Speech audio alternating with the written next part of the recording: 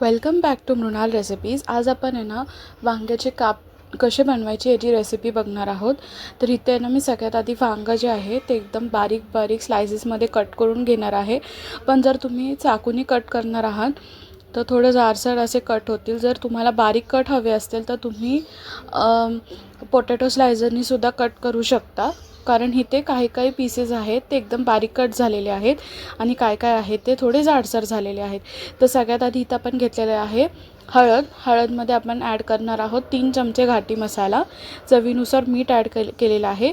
आता इथे जर तुम्ही घाटी मसाला यूज करणार असाल तर त्याच्यामध्ये मीठ कमी टाका, कारण मसाल्यामध्ये ऑलरेडी मीठ असतं तर ते खारट लागू शकतं, त्यासाठी थोडंसंच ॲड करा। त्यानंतर आपण त्याला प्रॉपरली मिक्स करून घेणार आहे। थोडंसंच एकदम कमी पाणी ॲड करायचं आहे। एकदम लिक्विड कन्सिस्टन्सीमध्ये आपल्याला हे बॅटर नाही बनवायचं, थोडं जाडसरच ठेवायचं आहे। त्यानंतर आपण आपल्या सगळ्या स्लायसेसला आहेत ना आपलं जे बॅटर आहे ते आपण लावून घेणार आहोत। तर दोन्ही साईडून आपण हे लावून घ्यायचं आहे आणि कॉर्नर्सला सुद्धा तुम्ही हे मसाले लावून घेऊ शकता। मसाले लावून झाल्यानंतर आहे ना सगळ्या स्लायसेसला तुम्ही थोडा वेळ मॅरिनेट करायला ठेवा, जेणेकरून हे स्पाइसेस आहेत ना सगळ्या वांग्याला, म्हणजे जेवढे आपण काप केलेत ना त्याला सगळे प्रॉपरली इक्वली टेस्ट लागू शकते। नाहीतर मग वरचा मसाला वेगळा आणि आतून ब्रिंजल जे आहे त्याची टेस्ट आहे ना थोडी वेगळी लागेल।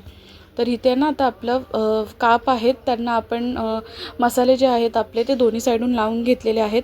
त्यानंतर आपण इथे रवा घेतलेला आहे आणि दोन्ही साईडला आपण रव्यामध्ये डीप करून घेणार आहोत आणि आपले साईड जे आहेत ना त्याला पण थोडं आपण रव्यामध्ये डीप करून घ्यायचं आहे।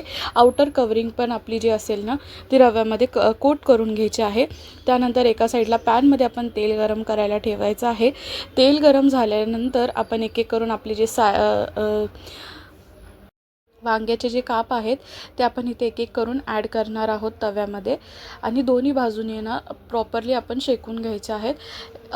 तुम्ही 4 ते 5 मिनटं त्याला फ्राय करून घेऊ शकता, शॅलो फ्राय तेलामध्ये, ते चांगले क्रिस्पी असे होतील। एक एक साईड तुम्ही थोड्या वेळ त्याला फ्राय करून घ्या, जोपर्यंत त्याला लालसर असा ब्राउनिश कलर येत नाही, लालसर किंवा ब्राउनिश कलर येत नाही तोपर्यंत आपण त्याला फ्राय करून घेणार आहोत।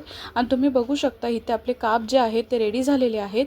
सो तुम्हाला रेसिपी कशी वाटली हे कमेंट करून सांगा। आणि thank you so much for watching.